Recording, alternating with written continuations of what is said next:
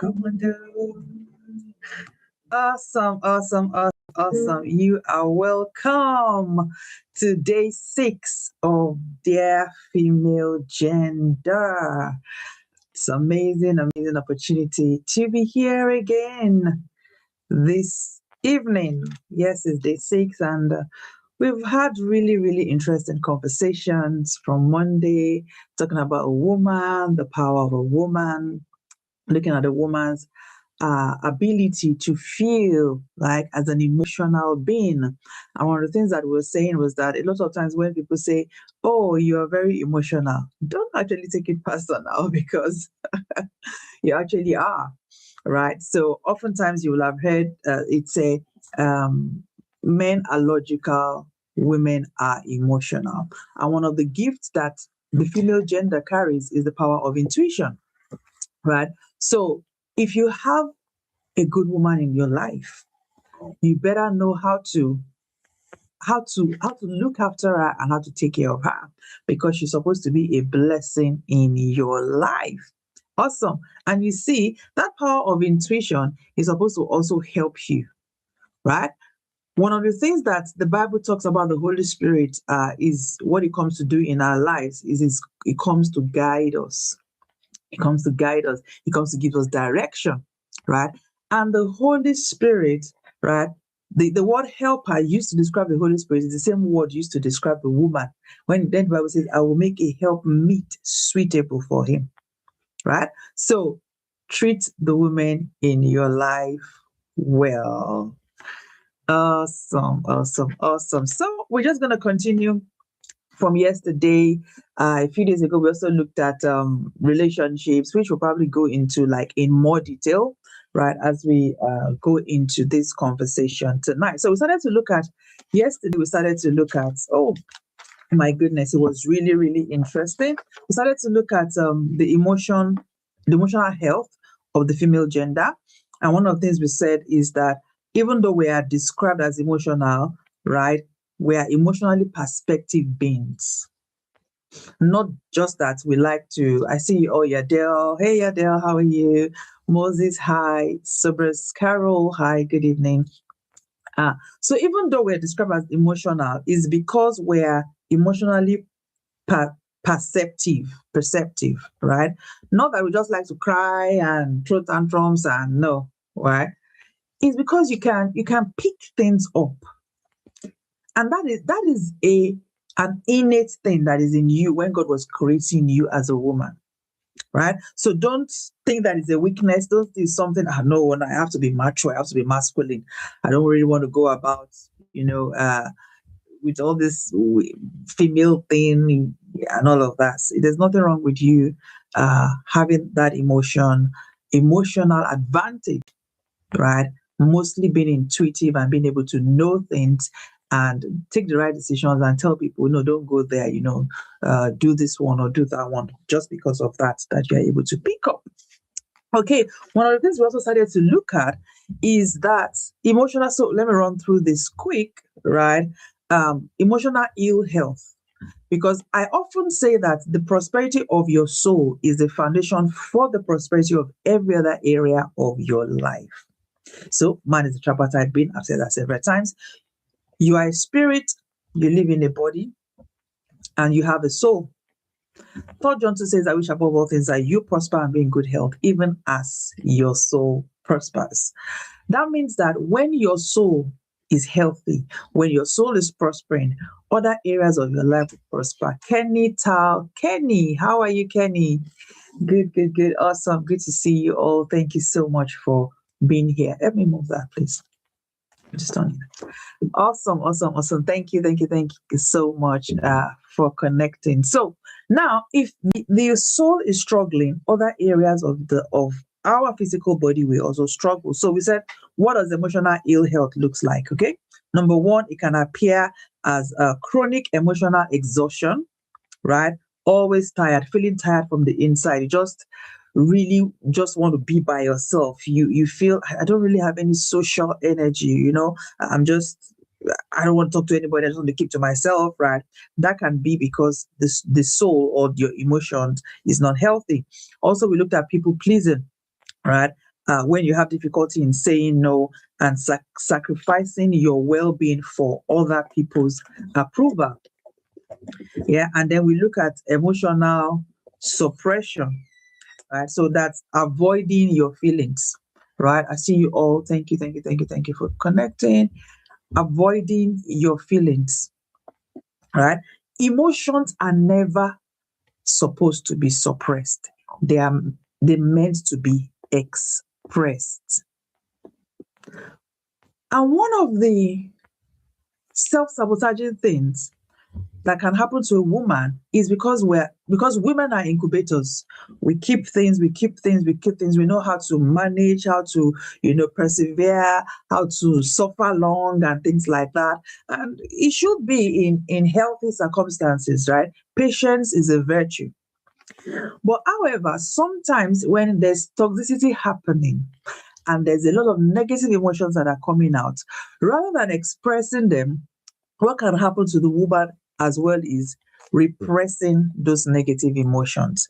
And that is dangerous to your physical health. I don't want to go into that because we talked about that a lot yesterday, how the mind, we talked about the mind-body connection and how your emotions can affect you physically. So emotions is physiological, is psychological, and it's also behavioral. It expresses itself in those three different angles. If you're feeling anxious, for instance, you can realize that your hand is shaking, right? Or you're sweating, right? Because you're feeling anxious. Or sometimes your bladder can suddenly be full because you are feeling anxious. Yeah.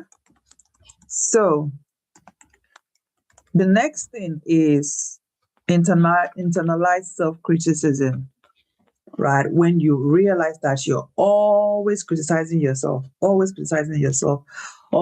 you don't give yourself leeway. You take things very seriously. When you make a mistake, you're just very hard on yourself. You're beating yourself up. It's because there is no healthy self-esteem, which is because the emotions are not healthy. And then we looked at emotional reactivity. So some people live their life perpetually reacting, always reacting, always reacting. You react to everything. You never have your own intentional response. It's because of what he did. It's because of what she did. It's because of this. It's because of that. I did it because of that. I did it because of that. What about you? What do you intend to do without anybody triggering you to do something? And one of the things that I've said over and over and over again is you have no control over other people's actions or inactions. You only have control over your own actions and your reactions to their actions. So you need to come to a place where you begin to say to yourself, I must look after my well-being. Your soul, which sits your emotions, your will, and your mind, is the most important part of your being. I don't want to start, I've already talked about that in previous series. So you can just go and watch all of the previous episodes on my YouTube page at Jola-Grace. Okay. So we're going to start looking at what does a healthy emotion look like, right?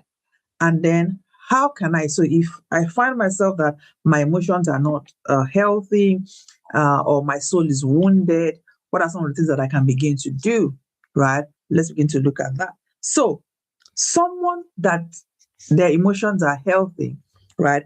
They are happy to set boundaries. Boundaries. I'm sure you've heard that before. No is a complete sentence. If you struggle to say no, it means your soul is not whole. When your soul is no, you'll be able to say no and not even feel bad that you say no, because some people can say no, but then they feel so bad. Oh, and then they're, oh my God, oh, how are they feeling now? They will think that I'm a bad person. They will think this, they will think that. You also don't have control over people's opinion of you. People can decide to think about you anyhow they want to. Is not within your power, which is why we say, and that brings me to the second thing, how you know that your soul is healthy. you are authentic. You are living, your life is in sync with who you are for real, for real. There's no hair around you. So many people live inauthentic lifestyle because they don't know themselves. There's identity crisis. And this identity crisis is because their soul is wounded. Their emotions are wounded. So they just decide, okay, I like the way this person looks, or I like the way that person looks. I want to be like that person. Some even start to speak differently. Authenticity is key for you to fulfill your purpose. Authenticity.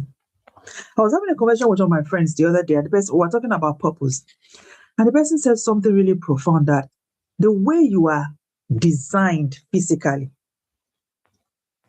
the way you are wired, the country you are born in, right, is all in sync with your purpose. All in sync with your purpose. Nothing is by chance or by coincidence when it comes to God and purpose.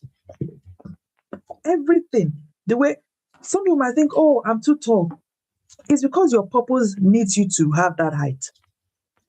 Oh, I think I'm too short. No, your purpose, for you to fulfill your purpose, you need to have that height. The way you are physically. So when you begin to say to yourself, oh, I don't like my nose, or I don't like this, or I don't like that, oh, I'm this one, and then you body shame yourself even before other people body shame you, you are not living an authentic lifestyle. And so you need to begin to ask yourself, who really, so where does that start from? Identity reconnection. Who really am I? Why am I here? What are my values? What are the things that are important to me? It's rediscovering yourself. And one of the things that we talked about in the last few days, we spent 2 days talking about rising above your past. And I'm not even going to go inside that again. Yes, something happened to you in your past, a negative experience, a negative event. You are a victim. But now it's time for you to actually rise up above that past and rediscover yourself. Who am I? Why am I here? What is my purpose? Because when you connect with purpose, a lot of things in your life will take shape. Oh, I don't know which country I'm supposed to live. I don't know who I'm supposed to marry. I'm not sure which job I'm supposed to do. I don't know this one. I don't know that one. It's because you have not really, really discovered your purpose. When you discover your purpose, life just seems to go fluently. You just know what you're supposed to do, when you're supposed to do it. You have direction, you have clarity. Right? So we're talking about being authentic. How authentic are you? Right? The next thing you will know is that I can express my emotions appropriately. I'm not reacting. If you find that you're always reacting, shouting, screaming. I was telling a mom the other day, mom of young children, she was like, oh, coach, honestly, I don't think I think it's only when I shout that these children actually take me seriously. They don't take me. I said, because you've trained them like that.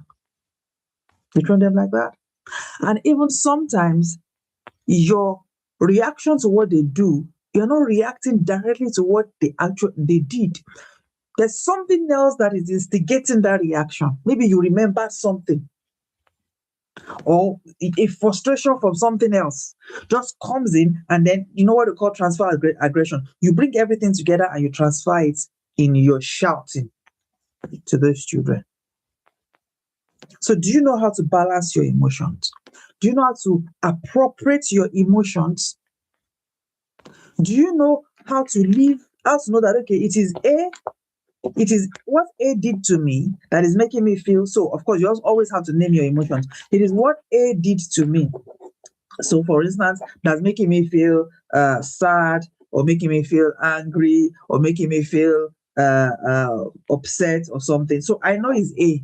So when I'm talking to B, right, I'm not reacting to B based on what A did to me, right? That's emotional maturity.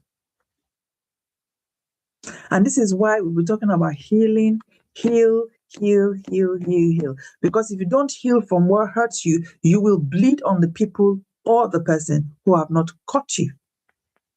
And a lot of times, that is what we do. We bleed on people. We are bleeding on people who have no idea about what happened to you. Just reacting, just living life in reaction mode, reaction mode, reaction mode, allowing your past to control your present and your future. See, the past is gone, no, it's in the past. There's nothing we can do about it. Absolutely nothing. The present is a gift. And what's the purpose of a gift that we cannot unwrap? If somebody gives you a gift that is all wrapped and you just leave it there, you don't even know what's inside. So you can't benefit from it. So what's the purpose of that gift if I cannot benefit from it? So the present must be unwrapped. I gave them an assignment in class yesterday. I said to them, write your wins and your struggles for this week. And sometimes, hi blessing, good evening. And sometimes you don't even know that you're winning because you're not taking time, right, to actually note your winnings. You're winning, but you don't know because all you're focusing on is your struggles. Oh, struggles. Oh, this, that was not working. Oh, that. Oh, that. But you are also winning. And when you look into today, right? So I'm talking about unwrapping the gift of today. When you unwrap the gift of today, you will see wins there. Because there was something you weren't good at yesterday, 3 days ago, last month, last year. And now you see that you are better at it. That's a win. For some people, I mean, yes, some people said, oh, I was able to manage my emotions properly. I would have shouted on somebody. I didn't allow what they did to affect me, to make me overreact. I'm like, that's awesome. But sometimes we don't pay attention to actually highlighting what are my wins. That is the present, the gift of the present. And then the future is a blank check. The future is a blank check. It's a fallacy to say it's because of what happened to me in the past, then that means my future is going to be like this. No, it's not correct. It's not correct. Because what happened to you in the past is in the past. And I have options as to how I react to what happened to me. We're talking about expressing your emotions appropriately. How do I know that my emotions are healthy, that I have a healthy soul? Right? So I've talked about setting boundaries without feeling guilty. I've talked about living an authentic life and then expressing your emotions appropriately. Because when something happened to you, right? Because I've said, oh, so for instance, let's take somebody who didn't go to school for whatever reason, right? Titi, I see you. T loved. Uh, my name is Grace too. Hi, good evening, Falasha D. I see you. Ayeti, Ayeti. I see you, Vida. Hi, hi, hi. Thank you all. Thank you for connecting. So somebody says, I didn't have the opportunity to go to school. I don't have a good education. So I guess my future is going to be just bleak. I won't be able to get any good job. I won't be able to do anything. I probably will not have money. Probably just be maybe a civil servant or a maid or an artisan or something for the rest of my life. Why? Because I didn't go to school. But is that actually true? Is that actually true? How many of you have met people who will say to you, who are, oh, okay. Can you hear me? Please, if you can hear me, give me a thumbs up. Somebody's saying they cannot hear me. Please give me a thumbs up if you can hear me. Give me a thumbs up if you can hear me. Okay, Ham. Hi. Okay. Okay. Thank you. Thank you, Ham. Awesome. Brilliant. Okay, so TikTok, good. Okay, Instagram, good. Facebook, YouTube, good, good, good. Awesome. So, have you ever met an HNI that says to you, telling you the story of their life, their journey from grass to grace, and they're saying, actually, when I was born, my parents didn't have money to send me to school. I had to just first of all hawk. I had to walk. I had to do this, and then I sent myself through school, and then I was able to get this job. I was able to do this. I was able to do that. I'm sure you probably heard of stories like that. That could be the same person that could have said, oh, because they didn't send me to school, so I don't have a future. There are always options in life. If you're going to take one thing away from this series tonight, right? Tell yourself, there are always options in life. It's a lie for you to keep saying to yourself, I don't have an option, so I have to do this. I don't have an option. No, you have options. I don't care what the situation is, you have options. You have not just sat down to think of the different options that are available to you. Right? So, unravel the gifts of today and sow into tomorrow. Tomorrow is a blank check. It's what you do today that would determine the results you get tomorrow. If a farmer says, I want to be able to ship 1 million tubers of yam, right, abroad by December. And this farmer, anytime you go to the farmer's house, the farmer is sitting down, watching TV, just flexing, enjoying. I say, Farmer J. So honestly, I'm shipping 1 million tubers of yam abroad. That's my goal. I'm going to do that. I can see it. In fact, come and see, I'm visualizing. Right now, I'm visualizing. They taught us visualization exercise. So I've been, hey, Pastor Adebola, good evening, says hi. And this guy says to you, I'm visualizing, Farmer J, visualize, what I visualize, Farmer J? 1 million tubers of yam that I'm planning to export, right? And he's visualizing, he's actually even just doing journaling, writing, calling it forth, declaring it. I, Farmer J, I will ship 1 million tubers of yam abroad. I'm an international farmer. I'm an exporter and importer. No, he's not an importer, just an exporter of yam to the global world, global scene. And Farmer J, every time you see Farmer J, is either watching TV, eating, hanging out, and just what? Talking about him becoming an exporter of tubers of yam. Let's fast forward now. It's now the following year, after the date Farmer J. Farmer J actually has such a good goal. Everything, his goal is smart. He has dates. And Farmer J, you go as Farmer J, Farmer J, what's happening? Well, I don't know what happened though, but I wasn't able to ship to export 1 million tubers of yam. Farmer J, why? What happened to your farm? Nothing. I actually don't have a farm. I didn't plant anything. I was just trusting God so that I can ship. What will you think? What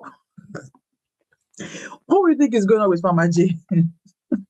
You probably will be like, okay, we need to be speaking to the psychologist or the psychiatrist right about now. Because it doesn't make sense for you not to sow and expect to now reap. Talk less of then exporting your crops abroad. No, you have to sow first. You have to sow. So what are you sowing into your life? And I've said this times without number that your greatest asset is your mind. Your mind. Your mind. And it's so I teach people, I coach people to journal, to visualize, to affirm, to declare, to speak. The word of God says, even tells us about talking the word. But somewhere also in the Bible says, show me your faith. You show me your faith by your works. Faith without works is dead. Hmm? So as you are doing all of those things as well, you have to start sowing into your mind. Sowing, expanding your mind, learning, growing, reading. We're talking about signs of emotional health. How to know that you are healthy emotionally, right? And we're talking about expressing your emotions appropriately. Appropriately. As you are planning for, all of those you are planning for, also plan to invest in your mind, in your mind, in your mind, in your mind, in your soul. The prosperity of the soul is the foundation of the prosperity for every other area of your life. A healthy soul processes pain rather than suppressing it. A healthy soul, you know how to process your pain. A lot of people get stuck in the place of pain. And the truth is, life happens. Life happens. If you've met somebody that said, oh, since I was born, my life has been perfect. In fact, it's a bed. When you hear a bed of roses, it's me they are referring to. My name is Rosaline. Right? I've been sleeping on bed of roses ever since I was born. And now I'm 87 years old. Honestly, life is perfect. Perfect. Then Rosaline must be a robot. Maybe Rosaline is probably a robot, not a human being. Because life will happen. There will be challenges, there will be pain, people will disappoint you, people will misuse you, people will abuse you, people will betray you. Things will happen. Loss of job, loss of income, loss of people who are close to you. Challenges here and there. It is part of life. And those challenges, guess what? They bring with them negative emotions that you are supposed to process and express rather than suppress. Have you ever met someone, you know this person, and one day you suddenly hear that, Mama Clock. They don't say that Mama Clock killed somebody. That person just didn't answer. She greeted the person didn't answer very well. She just took a knife and stabbed the person. No, it's not possible. Mama Clock. Everybody knows Mama Clock for this area now. Mama Clock is very quiet. She doesn't even get angry. Mama Clock, no matter what you do, she will not get angry. No, it's not possible. Mama Clock can do that. It's possible. The fact that you said Mama Clock doesn't get angry, that is the answer to all these things that we're talking about. Because emotions are not meant to be suppressed, they are meant to be expressed. Otherwise, what happens is it starts to accumulate on your inside. Accumulates. So that one upsets you. Instead of you to process it and detox yourself from it, you just keep it on the inside. Keep it on the inside. Another one, keep it on the inside. Keep it on the inside. And then one day, somebody did something that is 10% of what the person in 1945 did to you. And you then took all of the anger, all of the emotions from 1925. Everything now erupted. How dare you talk to me like that? Today you are dead. Because Mama Cross has been suppressing her emotions. You need to learn how to process your pain. One of the ways to process pain is to talk about it.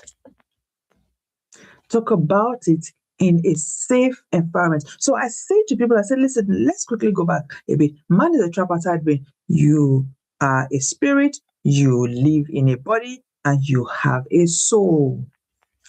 And when you have any physical pain, so we're talking about emotional pain, but when you have physical pain, what do? You go and see your doctor, right? You get medical attention, you get treated, and you don't feel bad that you're getting treated.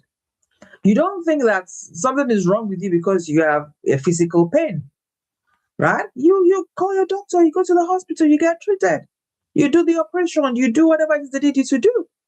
Because you are tripartite, your soul will also experience pain. So why do you think, right, that it's not okay for you to also go and see a soul doctor?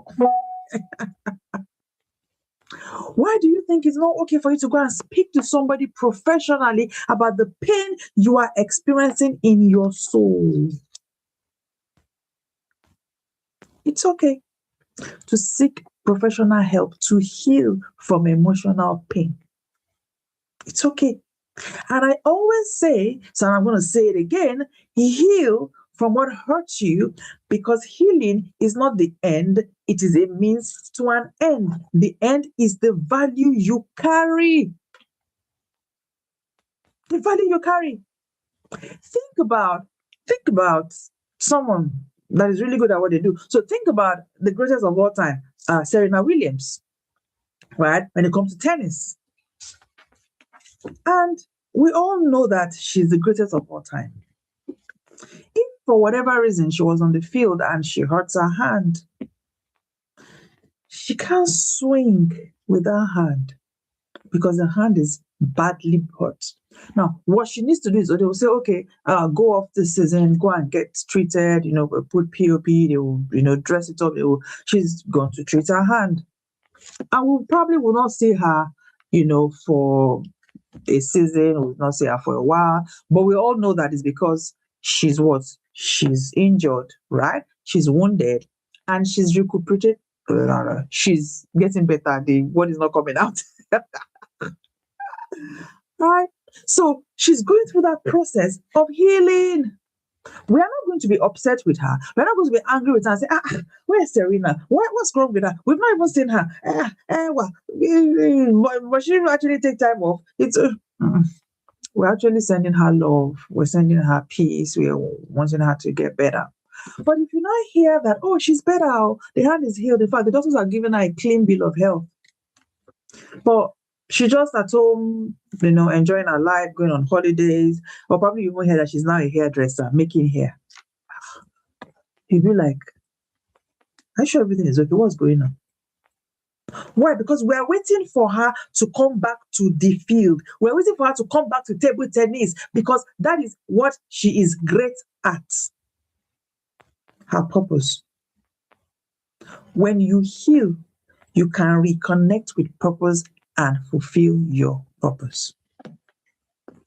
So, let us start to look at practical steps towards emotional health. What can I begin to do, right, to regulate my emotions, to heal? So I've said the main thing you need to do is, of course, seek professional help. From little things that we can begin to. Number one, you have to be emotionally aware. You have to understand what is going on inside of you, right? Sometimes we can't even, we don't know why we are doing what we are doing. Just realize that I'm just very irritable. And then throughout that day, you're just irritable. In fact, you get to work and you announce to everybody, guys, today I'm not in a good mood, though. Don't even come near me. What? Mm-hmm. Nobody should come near me. I'm just so not in a good mood. If you come near me, if you say win, you will get win. Like, don't even try it today. And you are bold to be saying that. No. You need to be aware of your emotions. So you ask yourself, once you notice a change, why am I feeling like this? What's going on? What's going on? What happened? You are checking, you are investigating, you are asking yourself. You must know when your mood changes. You must know. And you must be able to elicit the reason why that mood changed. Is it that did I see something on TV that triggered a pain in my past? Did I hear, so, and this is funny, sometimes you hear a name, the name, somebody is answering the same name with the person that hurts you in your past, and it's a trigger. I have somebody that I work with that was, so every time I hear this name, I'm just triggered. I'm just triggered. I'm just triggered. And the person actually said, when I meet somebody bearing that name, I act out to them. I act out. And the person is wondering, why are you so hostile? Why are you so, have we met before? Please just go away. Emotional ignorance, because that's not the person that hurt you. But the day you know that, this name is a trigger, and my response, right, to the now is still being laced with the pain of my past, then you begin to ask yourself, what can I do about it? What am I doing about it? And the first thing to do is to tell yourself in that kind of situation, right? Now, this person, so let's say, what name will I use now? I have to make up a name. So let's say, somebody should give me a name. I'm looking for a name, and I know how to make up a name. So let's say, was let's say what's up hurts you, right? What's up is the name of the person. What's up is the person of the name that hurts you. What's up did you bad? Like you just what's up did you bad? And your pain, your experience is valid. Your emotions are valid.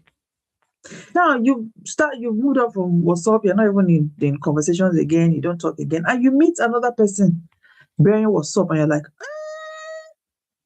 yo, what's up? I don't know. You are already bleeding and reacting to that person who does not know the what's up that's hurt you. I have experienced that. It's a trigger and it's normal. But you need to be able to regulate. So immediately you tell yourself, this person's name is what's up, but this is not the what's up that hurts me. So I can't transfer anything to this person.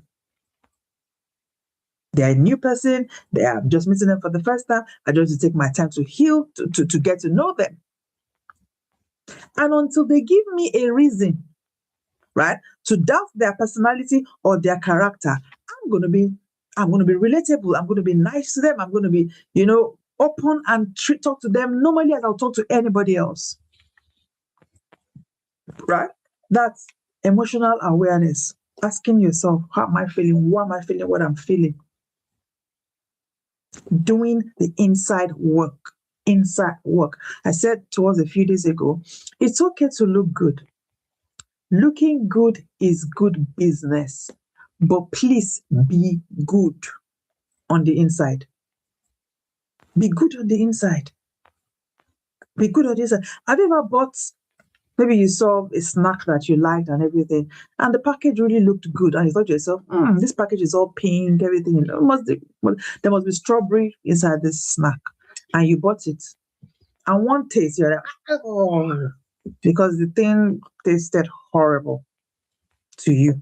Because again, taste is in the mouth of the taster, of the eater. Right? So you just felt, and then you are like, oh, and the package looked really good though. I actually bought it because of the package, because when I saw the package, I just thought this snack was really going to be good. But I'm so disappointed. Some people are like that as well. On the outside, externally, everything looks, all the boxes are ticked, all the I's are dotted, all the T's are crossed, everything looks perfect. But as you get close to them, as you begin to go into them, you realize that the external and the internal, there's no alignment. There's no alignment. because what they are doing, they're just using external things to cover up the wound that is on the inside. And I've said this so many times. Time alone does not heal wounds. Being intentional about healing your wound is what matters. So, emotional awareness. Number 2, healthy boundaries. Healthy boundaries.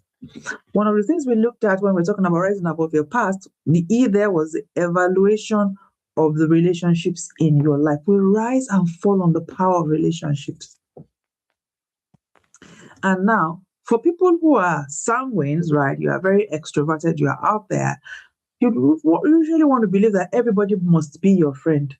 I'm a people person. I bring people around, and you're just bringing people around, not knowing the people, not knowing yourself, not setting boundaries, and you keep getting hurt over and over and over and over again.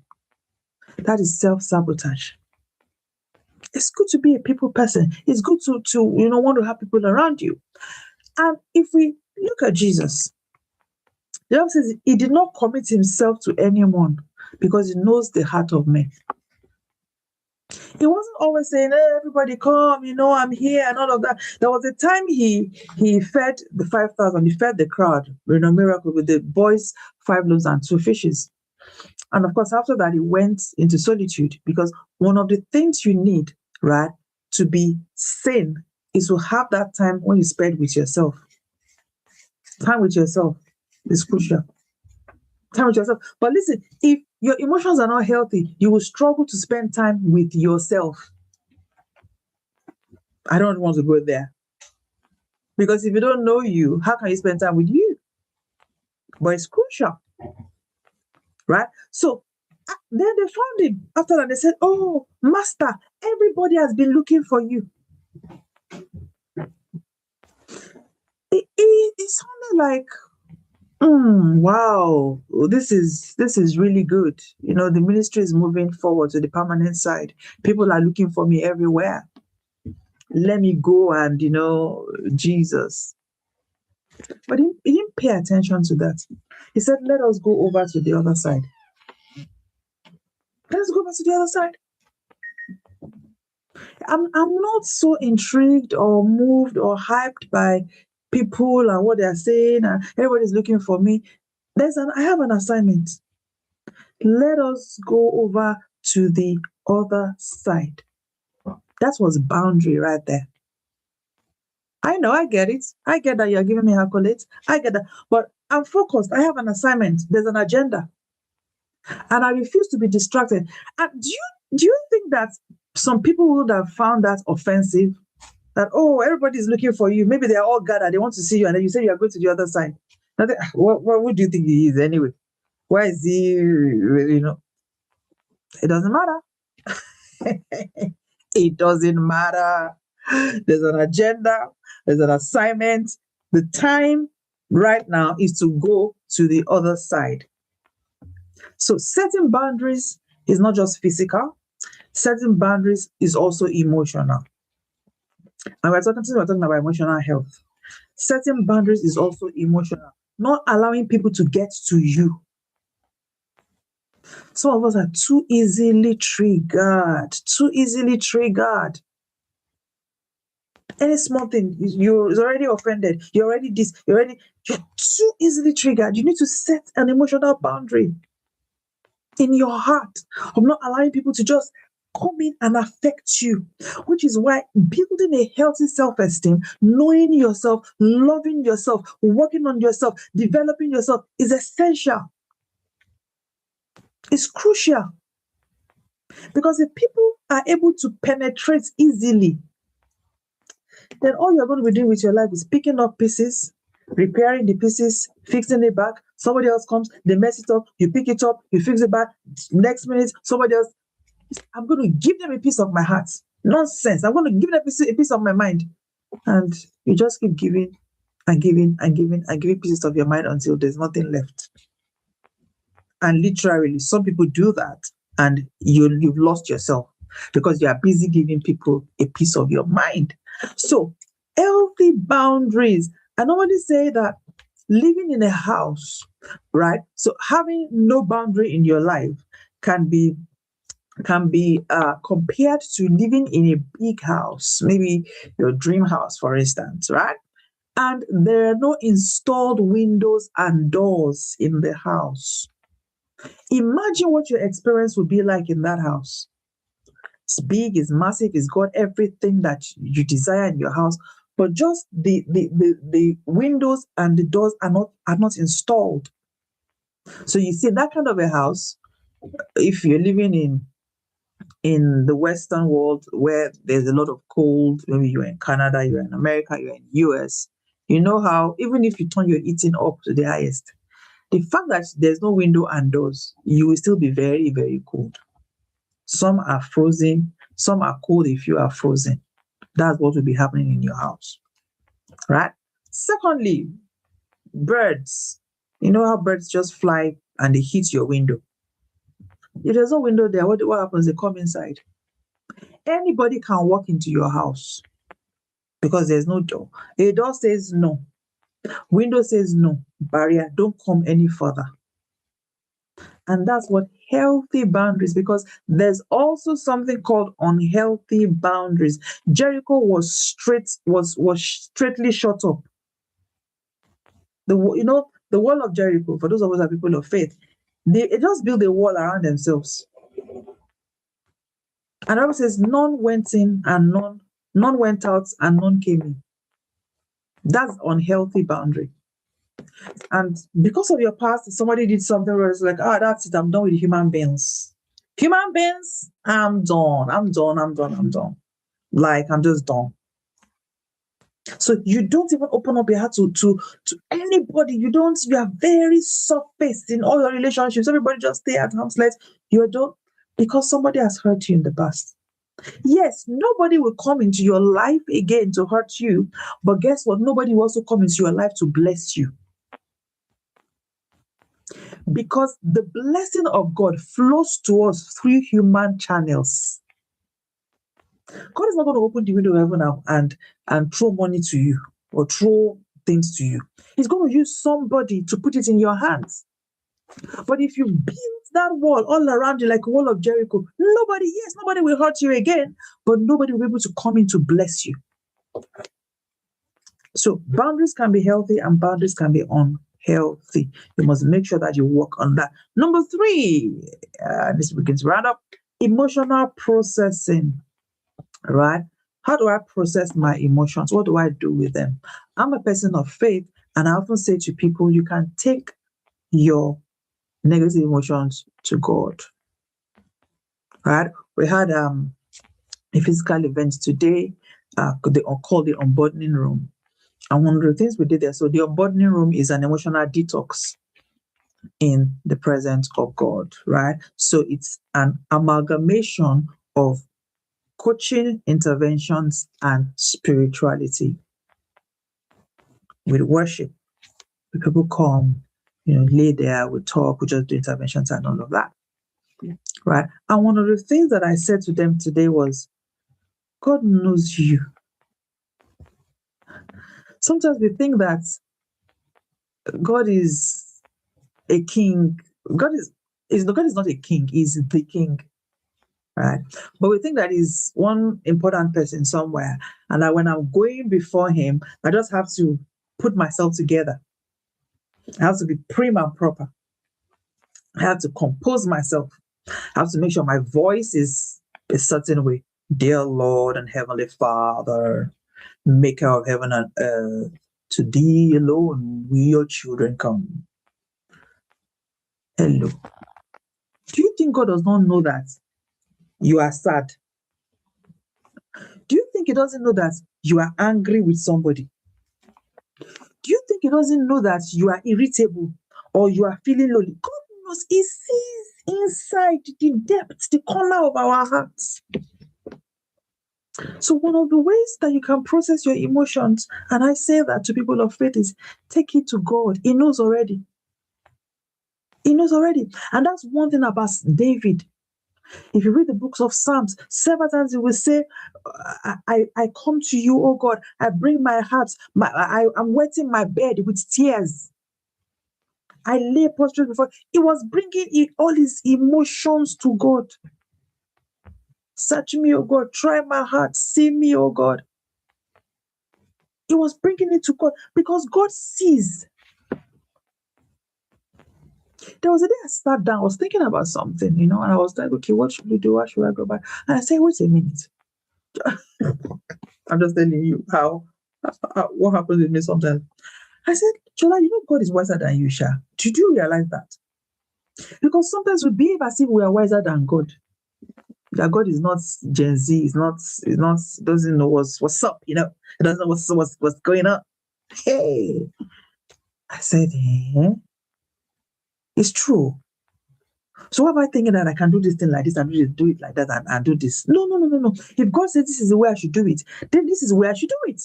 Because He's God, the creator of the whole wide world. And He knows you. You can't pretend with Him. He sees you without your wig, their female gender. He sees you without your makeup. He knows exactly what is going on here. So you can take it to Him in prayer. One of the things I shared earlier today was that while I went through a period in my life where my soul was broken. I couldn't function. I couldn't do anything. Even when it comes to prayer. That's why 3 John 2 says, I wish above all things that you prosper and be in good health, even as your soul prospers. Meaning that the prosperity of your soul is a foundation for the prosperity of every other area of your life. So if your soul is not prospering, even your spirit will suffer. Yeah. Some people think they are struggling with spiritual lethargy. You think that it's just, or maybe it's a demon. No, it's just your soul. Your soul is wounded. And I've walked it, I've seen it from when my soul was wounded, how it affects my spirit and my interactions with God, and when my soul was healed, and how it affected my spirit and my interactions with God. Oh, yes. Yes. And I couldn't pray. I couldn't read my Bible. But one thing I could always do is I would just lie there and just cry. I say, God, I'm here. Help me. I can't help myself. Have mercy on me, oh God. And I'll just cry in His presence. And you better know that crying is okay to cry. I think I've said that. You probably heard me say that before. Crying is actually therapeutic. Crying is therapeutic. It helps you detox those negative emotions, the heaviness, the weariness. It helps you detox it. Have you ever noticed when little children, maybe something happens and they are crying, like a proper cry? Some of them, they have crocodile. I'm always teasing them. This crying you are crying, is it for real or is it crocodile? Because sometimes they'll just cry one cry that water is not coming out of their eyes. But when they are proper crying, like that they are wailing, and they cry, the crying goes on for a while. When they cry, and then do you realize when that cry is ending, how it actually stops the momentum of the cry? So it goes from and it's like have you noticed this? So they do and then what usually happens, especially if they are babies, after that cry, they sleep. They just sleep like snoring. They sleep because they have detoxed negative emotions. They have let everything go through crying. It's okay to cry, so don't feel bad that you cry sometimes. It's fine. Sometimes. So now, I saw a video the other day of someone. So they said it's okay to cry. Every small thing, the person will be crying. No, we're not saying be crying every small thing. We're just saying that when you have to cry, please cry. Now, the last thing I'm going to talk about tonight, right? Detoxing from, managing emotional health. How to manage your emotional health, right? And I've already said it before. You will see with Jesus, the Bible always recorded that He separated Himself into a solitary place. Sometimes He will say He went to pray. Sometimes He will just say you went to be alone. Rest is crucial because there's an interconnection between your spirit, your soul, and your body. And when you are tired, it actually makes your emotions worse. You're not able to process the things you're supposed to process properly. You react, you are grumpy. And listen, work never finishes. Work never finishes. It's something you need to tell yourself. Especially young mothers, I have to iron all my children's clothes. I have to I have to vacuum the place. I have to sweep. I have to mop. I have to this. I have to that. Work never finish. That's why you should have a list of your tasks. Put them in order of priority. Which are the ones that if I don't do it will impact our well-being? For instance, if you don't iron, if you put your children's clothes in washing machine, the clothes they wear at home, right, and you dry it, if you don't iron it before they wear it the next day, do you know that the world is not going to crash? Honestly, your children, they will not get sick because you do not iron their clothes. I need to iron everything. Everything must be, and then I'll arrange it. Junior's clothes is here, and then Junior's sister's clothes, and then Junior's brother. Everything must be in. Those of you who have little children, you realize that you get to a point where you just stopped arranging. I'm not talking about dirt. I'm not talking about being dirty. That's not what I'm talking about. I'm talking about some other things like I want to arrange. I want to put all the throw pillows in sync, in order in my sitting room. When you have children, who will jump on it the next minute? The next minute you finish arranging it, and they will scatter it. So ask yourself, this task, if we don't do it, what's going to happen? Is it going to impair somebody's health? What exactly is going to happen if we don't do this task? Because job will never finish, and you are a limited resource. You only have 24 hours. And for those of you who are people of faith, no matter how much you pray and fast, God, my prayer request is that you please give me 30 hours. I have a lot to do, Father.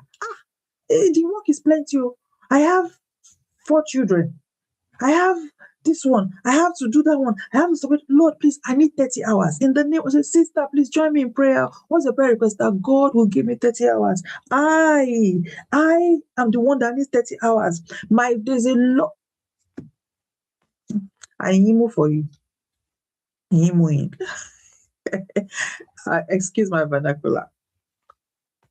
God ain't going to answer that prayer. You just got 24 hours. That's it.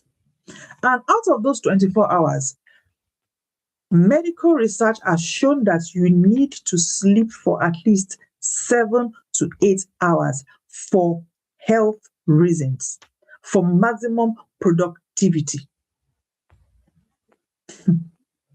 Oh, yes. For prolonged healthy life. See, you can't cheat nature. You can't. I had somebody say to me that the giants don't sleep. And I'm like, okay, maybe the giants not die early. Because it's just like you saying, I'm not going to empty my bladder. I don't have time to go and be emptying bladder when I have so much to do. Sit down there, don't get up, and don't empty the bladder. What's going to happen? The thing will come out by itself. And there will be a mess.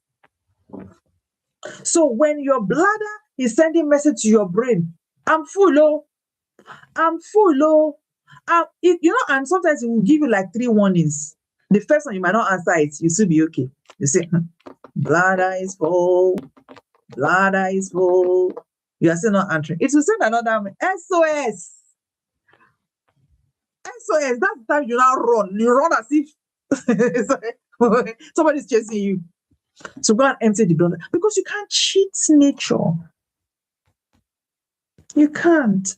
That's the way he configured us. So out of your 12 to 4 hours, you need to at least, let's even say you choose the 7.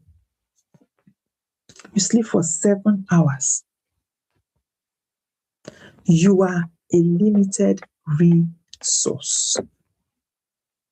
So you need to learn how to manage your time so that you don't burn out. So that you are not constantly in a place of overdraw. So every day just dragging yourself to do things. You're dragging.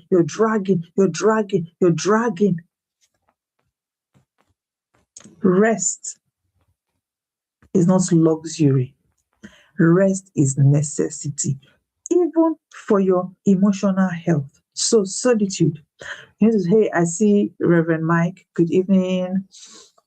Folake, hi, good evening. Hi, Desola. Hi, everyone. I'm not giving a shout out in a bit. Time up. Okay. So solitude. I talked about that earlier on about spending time with yourself. But some people can't spend time with themselves because you don't know you.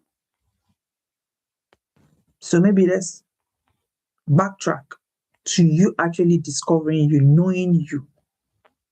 There's a question I normally ask people that if you are not you, will you be your friend?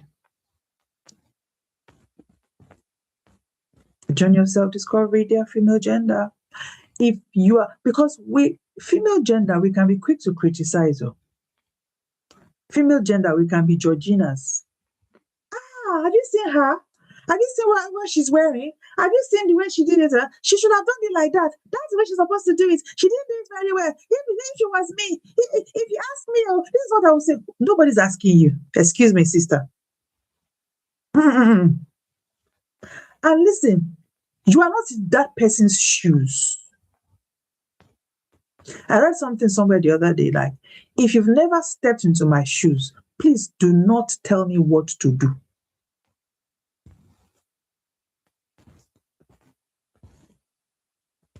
Yes, Georginas.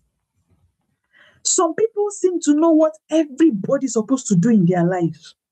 They know the clothes you're supposed to wear on Sunday, the one you should wear on Monday. They know how you're supposed to pack your hair. They know who you should be talking to and who you should not talk to. They know everything about everybody else. Only their own life is like this, up and down, upside down rather. Because they're running away from themselves. Oftentimes, people like that are running away from themselves. So pause and ask yourself the question, if I'm not me, will I even be my friend? This person doesn't want to talk to me. Now doesn't want to talk to me. It's because anybody don't have to talk to me now. You. Will you be your friend if you are not you? Oh yes, minding everybody's business apart from theirs. Favor you. Got that right. Their female gender. Solitude. Discovering yourself. Finding yourself. Loving yourself. Because when you discover yourself, love what you discovered. Accept what you discovered. Because some people have discovered themselves, but they refuse to accept what they discovered. I know, I have to adjust this place. I have to adjust that place. I have to do this one like this. I have to change this one. I have to take this persona. No. Do you think God that created doesn't know what he's doing when he created you? Are you trying to say that God didn't do a good job on you? Oh my God. Are you trying to say he didn't do a good job on you? If you believe that God created you, then you are perfect just the way you are. He looked at you and he stamped you very good because he looked at everything that he had created and he said very good, including you and I. So you're very good, accept. But then don't neglect development. And sometimes in solitude, in reflection, in silence, in withdrawing, you are developing yourself. You're developing yourself. You're developing yourself. You're working on yourself to become a better version of yourself. I say that every day that I have a poster in my house. Every day I work to become a better version of me, not for anybody else, but for me. I am my own standard. I'm measuring myself. I'm not measuring myself with the person, my neighbor, and say, okay, what's my neighbor driving? Okay, I'm going to drive this one as well. No. No, no, no, no, no, no. I'm checking my yesterday. Who was I yesterday? What did I do yesterday? I must do better today. Tomorrow I must do better.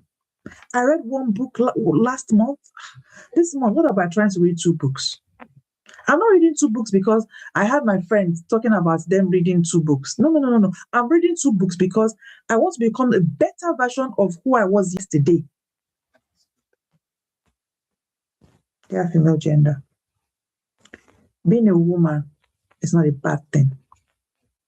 It's a beautiful thing. It's a gift from God. But you must know how to harness all of the goodies that is in your configuration so that you can truly fulfill your purpose and attain to your destiny in this world. So, in advance, happy Mother's Day. Yeah, I don't know if is there Mother's Day in Nigeria, but I mean, I know that we're in the UK, we are doing Mother's Day tomorrow. Okay, so I don't think Americans are doing Mother's Day. Yes, but to people who are celebrating Mother's Day tomorrow, happy Mother's Day, everyone. Whether you have a physical child or not, you are a mother because you are created with a womb. So that means there's something that God has put on your inside. So do something nice and special for yourself tomorrow, even if there's nobody to do it for you. I often say that. I remember years ago, I went to a store and I was looking at some beautiful flowers and I was saying to myself, oh, if only somebody would buy me this flower. And then you know, when you just hear God tell you clearly in your ears, why can't you buy the flower for yourself? And honestly, since that day, it's years and years and years ago, I always buy myself flowers because I love flowers. So do something nice and special for yourself tomorrow as we celebrate Mother's Day because there is greatness on your inside.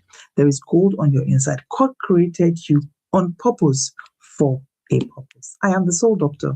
My name is Jola-Grace Emmanuel, and I'm committed to helping you heal, thrive, and grow. Thank you for hanging out with me tonight, and I'm looking forward to seeing you tomorrow. God bless you all, and have a good evening.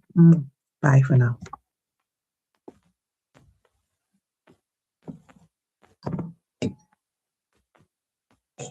Good night, everyone. Good night, good night, good night.